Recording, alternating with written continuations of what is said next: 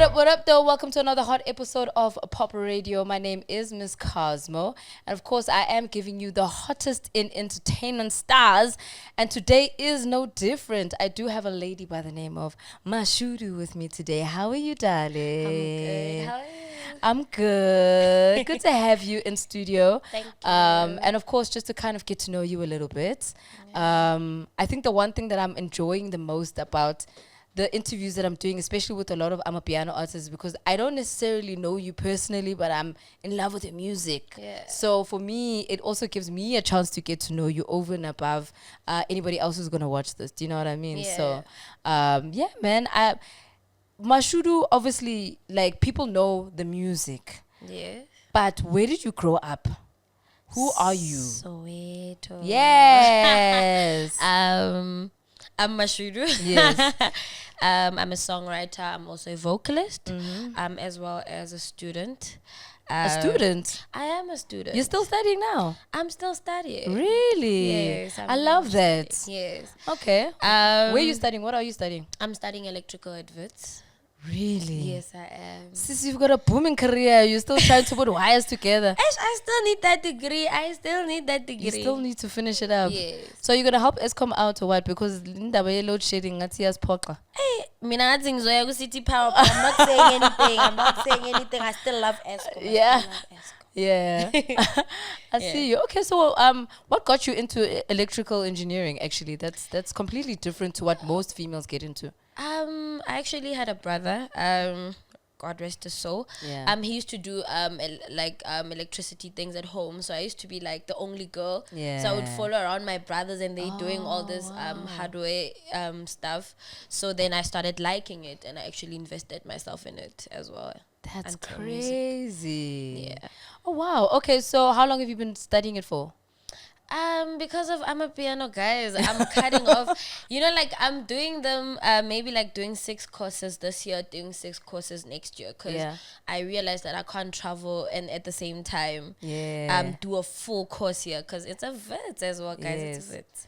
So I've been trying to maintain that because at least I did my first, second, and third year full. The only thing I'm doing with cuts is my 4th year. Oh, hectic. Yeah. So you're gonna walk out of there with your honors in the electrical I gotta engineering. woke up with my honors, yes, definitely. Like it's 4 years, it's an honors Yeah. already. Yeah. That's amazing. I did not expect that to come out of you, but I'm loving it. Yes, thank you. I'm loving it also. I think maybe it's because I'm an advocate for education, just, especially because you see a lot of artists who come into the game, they've got their love, they've got their passion for music, but then sometimes you don't get that hit song and something else needs to Yeah, kind of balance it connect. out. Balancenyana, you know what I Yeah. mean? So I really dig that for you. That's amazing. But of course, get back into the story. So you're from Soweto. Soweto, Fonts Luminous. Actually, a lot of artists come from Makasi, actually. And it's very funny that we grew up all together Yeah. at the same place. Where exactly in Soweto? Deep Kloof. Really? Yes, Shout yeah. out. Okay. Well, I don't know if I'm allowed to claim it because I'm also a Deep Kloof baby. But I wasn't Deep Kloof until I turned 5. So maybe it doesn't count. Maybe it doesn't count. Maybe my production team here will tell me that I'm not necessarily from Soweto because I grew up in the north. 5 years though. I mean, I tried myself out. My family tried. Do you know what it was? Mandela Yeah. said, freedom come. And then my family said, we're going to the burbs, baby girl. Ooh. So, Maybe. I claim a maybe, Nyana. Maybe nyana, but my 5-10%. Oh, wow. Okay, so growing up in Deep Kloof, how was that for you? What were some of your influences to kind of make you the person that you are today? Now I actually lived an opposite life, and so I didn't have like that variety because the family that I had was very conservative. But I think the only thing I did that was different was music. I remember the first group that I tried was with Bosimpi, where there was Daluonga in it and Dalinjebo. I remember they were twins at that time. We came from the same primary to high school, so we used to do that group thing. But at the same time, I did opera. Oh, wow. So I was actually a soloist. So when I tried that, the soil vibe, that trend that came in, I actually ended up still being a soloist because at a young age I was doing opera as well. Oh, wow. It was a lot. What actually got you into music? Because obviously now you're telling us a story about you being interested in electrical appliances because of your brother. But then what was the influence for you to actually say, I can do this music thing? I actually just loved singing. It was something that I thought of as a hobby. But I was passionate about it because if I started at the age of 7 doing opera, I had a very powerful voice for a very tiny Small person. person. So it was easy for opportunities to access me, and I met this person who introduced me into opera, and I started doing traveling regarding opera, but I still loved school, so I had to choose between school and opera, and I chose school until I met Soa Matrix. And Wow. again. And then back into the music. Yeah. Opera is also not something that a lot of people would lean towards.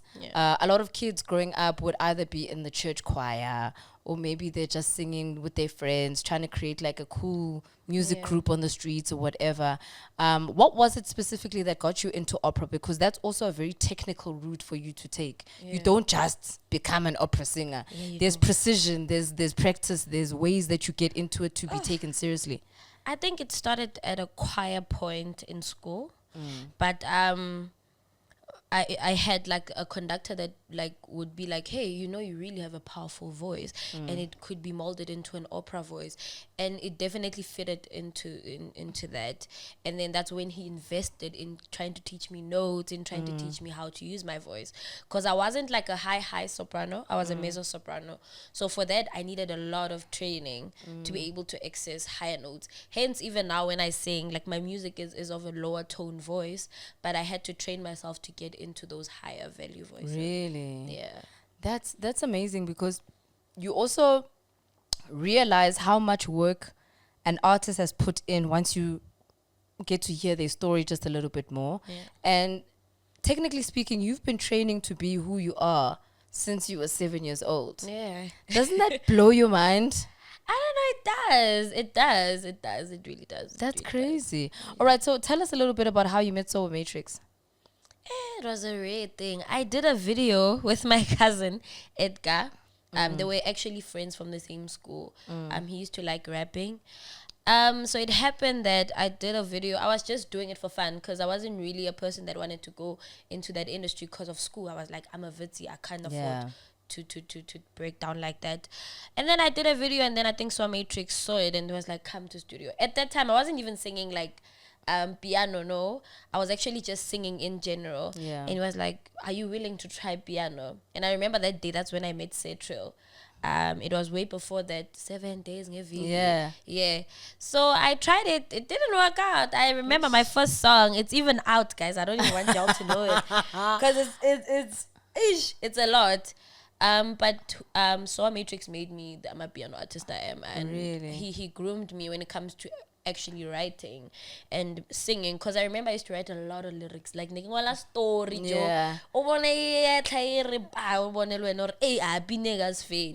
he invested, saying too many things. He invested his time when it came to me, and I think he's one of the people that invest a lot in artists.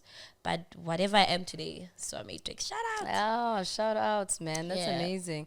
So like obviously growing up listening to music, I mean, you're young, you're getting into opera, but you're also being exposed to different types of genres. There's pop music, there's R&B, there's hip hop. There is different spaces where you can express yourself as a vocalist, right? Did you never sit back and say to yourself, maybe you would be an R&B or like a pop singer, maybe look at the likes of Beyonce and things like that? I wouldn't say that, because in the family I grew up in, like they used to listen to olden music. Wow. But I always saw myself, you know, Busi. I liked that kind of vibe, like that Afro kind of vibe, including Kamagwini. There's also Kamagwini as well. I used to love her music, but I saw myself in that Afro traditional kind of more of that. But when it comes to international, hey guys, I saw myself as Rihanna. Everyone saw themselves as Rihanna under my umbrella. I wanted to be there, but that's all. Oh man, that's beautiful. That's so beautiful. I like that you give references to the local vocalists, especially the females, because it's nice to also kind of see how you've you've looked at that as a reference for yourself, and you know, kind of grown from that. Now, obviously, working in a space like Amapiano, you're not necessarily going into the Afro pop, Afro house type of sound like Busi is. Yeah. Would you see yourself actually at some point making songs like that, or maybe even doing like a full-on Afro pop type of album? Most definitely. Why not, guys? Yeah. I would definitely love that. Yeah. I think that's one of the things I want to invest my career in, especially next year, because I want to work on releasing my own music, but in a different way. It has to have Amapiano, but at the same time, I want to reveal who actually Mashudu is through that. So definitely, man. Yeah, I would love to hear that, because I think I also just want to hear your range. Now that you're mentioning you did opera, I'm just like, yo, which means you are belting out one hell of a note out of that small body. Most definitely. But yeah, it took a lot. Oh man. Okay, so you've mentioned that I mean, you grew up with Daliwonga and his twin, and you guys were obviously like trying to put together a band, but it didn't necessarily work out. Obviously, you go your separate paths. Yeah. He does his thing, you do your thing. Now you're meeting up back in the same industry. It's like, you know.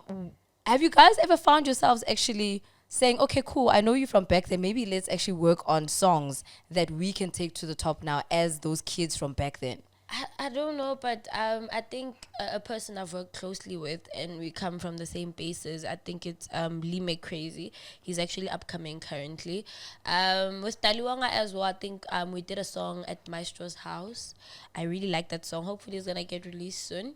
But yes, it has come to a point where we meet each other in the same studio and we're like, hey, guys, remember we used to do this? Yeah, and then it's like a retro thing, but working together as well. It's kind of crazy because now it's a different dynamic. It's not like that, the soil vibe, the choir vibe. It's now more...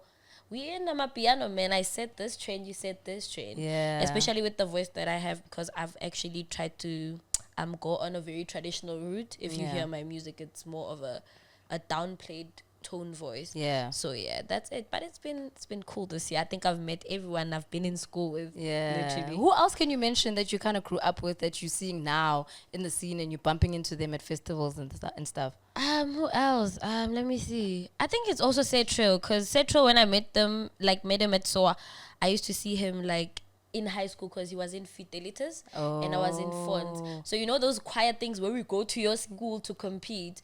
So all those vibes for me. I don't think there's a lot that I knew because obviously, mama guys. Really? Yeah. How does she feel about you being a star now? Because now you must be out. Started bad. Sometimes something you know, when you get out of the house. Yeah. But she later was able to open up to it. But I think it took her a year. Yeah. Because she was like, hey, this is a different you. Because I went from being a nerd to being Mashudu, and she's like, hey, banna. One of those kind of vibes. Yeah. So it took a lot. I think for her to support me, it took a lot of strength in her, because she didn't see my life in that way, but she knew I was passionate about music. That's beautiful. Yeah. You know, talking about the fact that you say you were nerdy, but obviously us as the listeners, we don't hear that. We don't see that when you're on stage. Yeah. You know, how did you kind of help yourself push through that anxiety or that those nerves from, because nerdy people primarily are people who are a little bit more shy, you're scared, you're introverted, you can't really get yourself out there. But as an artist, you need to push yourself and be such a fierce on stage. Do you know what I mean? Yeah. How did you mold yourself and grow into that? I had to learn lessons. I think the first song I came in with was with Jaivani. It was Kute. It was big. It was not like generally huge, but it was big around. You know, I could gig, I could be that. So that was the song that took me to that place. I'm an artist now. Yeah. And in that, I used to not want social media. I was very conservative about myself. And it kind of made me lose out on a lot, because at the same time, you need to get yourself out there. People won't know you unless you put yourself out there. Yeah. So I had to learn from that. They'd be like, hey, you got to get on stage. So I made mistakes with that, but I think those are where the mistakes that put me to a place where you gotta open up a little bit. But at the same time, your mom's support, people around telling you, open up a bit, don't do this, don't do that. That's when I got into social media, started my Instagram. I didn't have Instagram. Okay. There's a lot who didn't trust me. Yeah, I still don't even have Twitter. I don't know. I just started it now. My people, it's bad. Those are dangerous streets. Those ones. You see, but like I wasn't in it, and then people like, you need to have like Twitter. You need to have Instagram. You need to have this. So I started very small. I was like Facebook, Instagram, then Twitter. Get like one of this year maybe. I'm pushing. But yeah, it took a lot. It took that song. You know what? The fact that you're trying. Yeah, I think says a lot, because a lot of people battle with being able to actually face their fears like that and say, I'm going for it regardless of how uncomfortable it makes me. You know what I mean? Mm-hmm. And now you're pushing forward. You are getting your name out there. People are recognizing it. People are hearing you. They're booking you for gigs. You know what I mean? So it definitely plays a part, because now they can recognize you and put a face to a sound, because a lot of us listen to new artists all the time. You know, Amapiano Pop. You know, there's a new artist every day. So for us to at least say, oh, this is Mashudu. This is what she looks like. This is how she performs. It's important from that perspective, because it's a full-on branding conversation. Do you know what I mean? So shout outs to you for at least, you know, giving yourself that confidence to push through. You know, it's really not that easy. It's not that easy at all. Okay, so tell us a little bit about your song Mina Nawe. I mean, I think a lot of people who might not have known Kute will probably recognize you from Mina Nawe. Yes. How did that song kind of come together? That day. What happened on that day? I think on that day, I remember me and Soa were going to buy food, you know. And we were talking about, hey, we need a song. And I remember at that time I was feeling down when it comes to like my music career.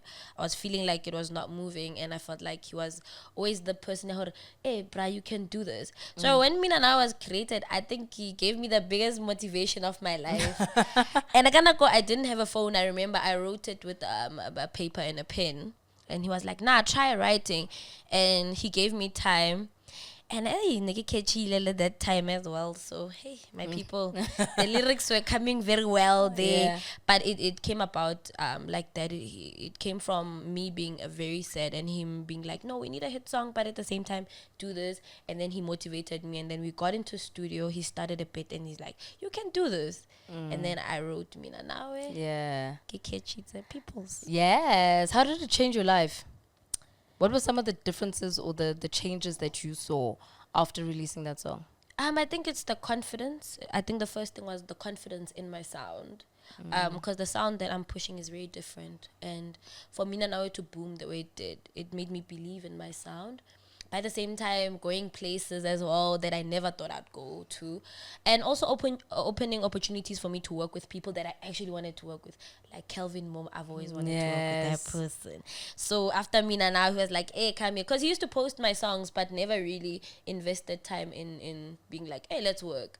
But after Mina Now, I think people believed more in my sound, and I was able to vast out as an artist and work with people that I actually wanted to work with. Yeah, that's beautiful. And I think it's also like it confirms what you are putting in when some of your idols also then hit you up and they be like, yo, let's actually come together, let's actually make a song. And somebody like Calvin, you know, the moment Calvin calls you, legendary, taking it to the top. I was excited. I won't lie. I was like, I was even checking the message. I'm like, is this happening? Because I always listen to his music and I wish that I would be part of it one day. So for me to be part of it, it was amazing. That's I'm not beautiful. Lie. It was a dream come true. But then you also work a lot with Kabza De Small. And yeah. But he makes it's as if like you're one of those people that he knows, Mashudu, if I get her in, she's gonna rock this one. He seems to have like this relationship with a lot of vocalists where he can get this out of you or get this out of Msaki, or maybe he gets something else out of Amifaku. When you sit with Kabza, is there something specific he says to you to be like, does he give you the direction, or does he just say, just rock, and then I trust your process? I wouldn't say there's a dynamic, but the way he creates a beat, for me, it's always been different when you find Nkosazana in the studio and me in the studio. He tries to understand your sound and create a beat that complements your sound.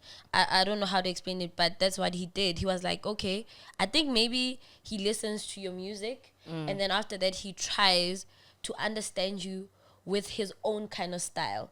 And for me, I think working with Kabza is the best because I feel like he understands my sound more than anyone. Really? Very much. I think he's one of the people that understand me. It's him and So Matrix, I feel, that have really understood me as an artist. That's amazing. Yeah. It's nice to feel comfortable, especially when you're working in music, because you also don't want to feel forced. Yeah.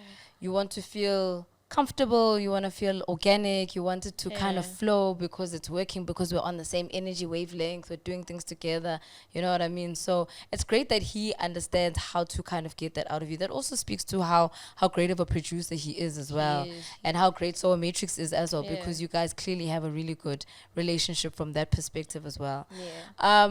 Talk to me just a little bit about how you also were able to get yourself into a position where you are now out there, you are performing, but you can't be the nerdy church mouse anymore. You need to change your looks, you need to change your persona. I mean, we're talking off air just now about how your hair was always black, but now you're kind of running for the colors. Going for the green. Yeah. Well, I think one of the people that helped me with that was her name is Senati. I think she's a stylist as well, but she's also my friend. She tried understanding how to groom me from being this tomboyish, nerdy person to a girl that can be sometimes a bit girly, but at the same time be boyish at the same time. So for me to go about that, Senati helped me with it. I wouldn't have done it without her. I think, especially with confidence of what I wear, because I used to be very skeptical, especially skirts. I used to not like skirts. Really? For my life. I would never even push it. Why?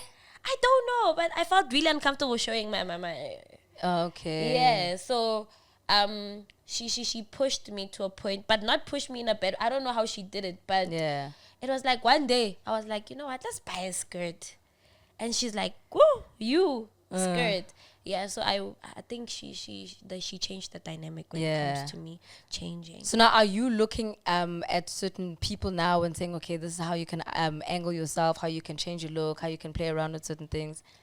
I think a person that motivated me is I think Babalwa. Yeah. Babalwa M and hey, that's mommy.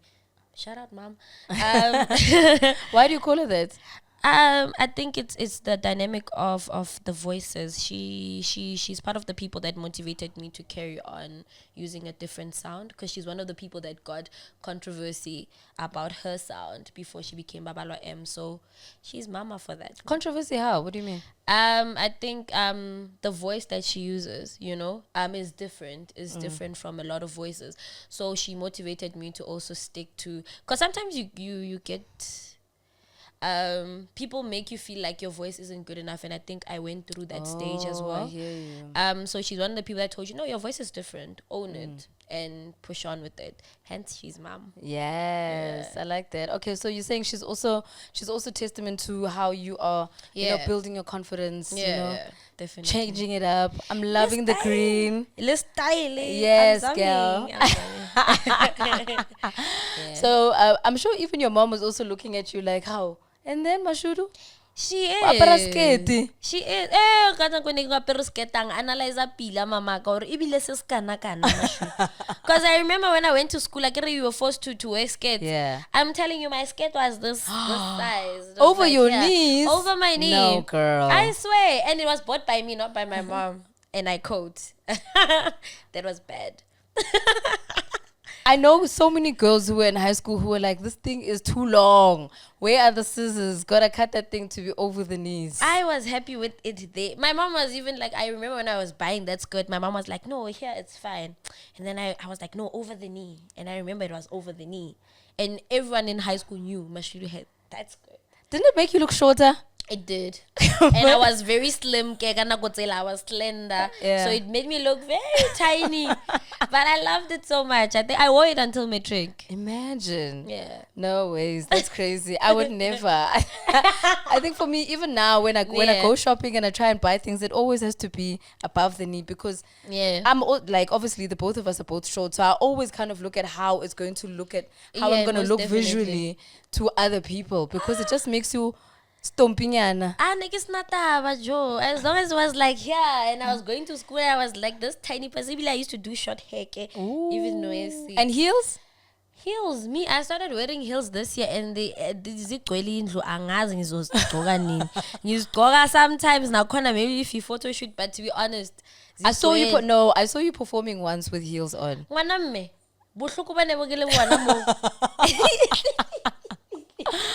I was just shukuku because I was trying new things. Yeah. Hence, I even have a lot of heels for someone who would call themselves. I'm even shocked myself, but I don't wear them. And I tried performing with them. It's painful, eh? 10 minutes. There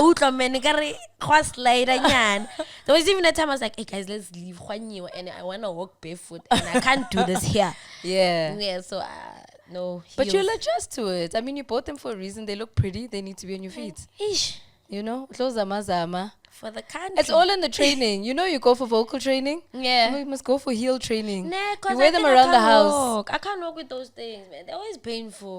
Maybe I don't know how to. You see, so you give yourself a mirror. You put a mirror on the wall. Yeah. You put them on and you walk up and down the house, all around the house. But the reason you have the mirror is to make sure that you keep your stature a certain way. Because otherwise then the bum comes out and then you look like, you know, a granny because you're trying to balance. That's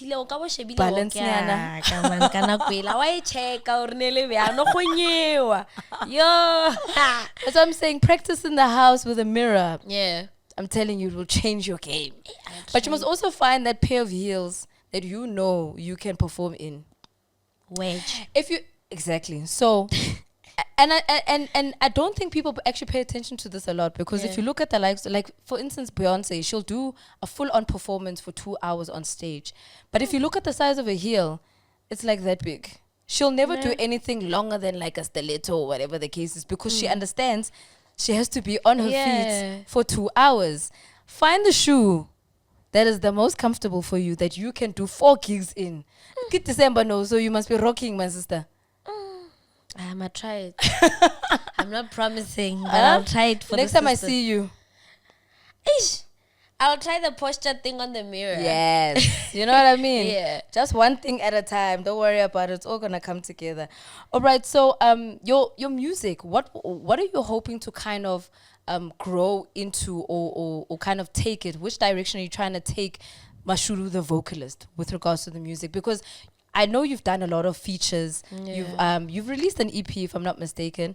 But I want to know the full direction now. When are we getting a full album and for you to give us everything? Yes. I think 2024 is the year that I wanna really push on making my own music, like, because I think I've had enough features and I think I've worked really hard on other people's music and I think it's time to work on my own. But before that, we haven't given you a mix EP with Soul Matrix. I'ma drop that first. Yes. And then after that, do it by myself. That's dope. So have you guys already started working on music? Most definitely. Yes. So how many songs do you think we're gonna get? You might get 7 because 7 days ngeviki. Yes. One for Monday, Tuesday, Wednesday, Thursday. Yes. Yeah. So definitely I think we owe people. People have been talking about why didn't we do it after Mina Nawe? Yeah. So we definitely owe people that, and then after that, spring on to Mashudu. Yes. Yeah. I love that. Do you play any instruments by any chance? Nick my people. I tried the flute, it didn't work. I was the flute? That vibe, that small one. The recorder that we were all taught how to play. It's cool. That's the only thing I've tried. That's not a real one. Everybody tried the recorder. Everybody failed the recorder. We left it in primary school. Okay? But I want to play the piano so badly. Really? I think I never got an opportunity to do that because, balancing opera, singing, and school, and I couldn't do it. I failed. I mean, I wouldn't necessarily say it was failure. I would say you just didn't have time. But now you can make the time. You see, I must just... Alicia Keys, please see me and come teach me, please. Yes. Do you know why I'm asking? Because I want to see, or I want, as a music fan, I also want to hear how you can stretch yourself as a musician, but also hear your different vocal abilities. Because, as you said, in piano, you've had to kind of tone yourself down. Yeah. And I realized that happens in a lot of genres. Even with hip hop, where sometimes you would hear yourself singing as a soprano, but then now because it's trapping and it's, you know, you can't soprano it out with a trap beat. So you have to kind of bring yourself down. So now your range is not showing. So I want to hear a little bit more of your range. I want to hear that opera. Maybe give us some examples there on your TikTok or something. I'ma do it. Everybody else is dancing on TikTok. I've been trying to dance. My people, I have a lot of things. I need a lot of coaches. But I'm trying to do those dances. I want. Yeah. Yes, when don't worry. I'll be there. Don't worry, not everybody has to dance. I know very well I'm not a dancing DJ. I just play the songs. Everybody else must just rock. I know. So you know, with the way that piano's kind of moving and it's kind of, you know, taking it to the rest of the world, everybody's always kind of looking back at South Africa and they're saying, yo, South Africa's coming with the heat, but you know, this piano thing, we can all do it. It's just about the log drum. Do you know what I mean? Do you share in the sentiments that Pori and everybody else says that that Mdu actually made the piano sound what it is? Or are you also sitting back and saying there's different elements to Amapiano? Ooh, that's a tough one. Let's see. I think he played a role in giving people direction, especially when it comes to the log drum. But piano has different elements in it. But I still feel like he gave an indication. I feel like he gave the actual direction or a door opening. Okay, we can actually use this because I would say that I actually support that. Yeah. It's really true because no one would ever really pick out the log drum out of nowhere and then be like, hey, and then it shapes the game. It is someone that had to sit down, think about it, plan the dynamic, and then open doors for us. Because here we are today. Yeah. And you're gigging and you're taking it to the top and you're just making all of that money. I want to see Mashudu on international stages. I want you performing. I want you also to be making them sweat. You know what I mean? So do you see yourself doing that or traveling in the next year to kind of, you know, spread your wings a little bit? Next year, guys, you're gonna see a lot. I think I'm starting now to plan, because I get a planning ahead is also important. At the same time with working hard with the music that I come up with, so it establishes me as well. Internationally, people are able to be like, hey, that's Mashudu. But the thing that I'm working on, yes, definitely is going international. But the first thing is putting the face to the music, because I didn't do that at first. So that's my main goal currently. Nice. You know, I think that's how people recognize. Then they can say, okay, we can book this girl because now we know what she looks like. We know her vibe. We know her energy. Your voice is so distinct that we can definitely hear you in a song, but we just need to be able to see you so that, you know, you can take it to the next level. But really loving the direction that you're taking with your music, loving the sound, loving the energy. What can we look forward to for December, as well as the next year that's going to be coming up soon enough? Or do you have any music videos or a tour, whatever the case is? I'm definitely releasing a song on Friday. It's actually tomorrow, right? Yes. Yeah, with Kabza. I think I'm gonna give people more of the dynamic of music between me and Kabza. Nice. This December.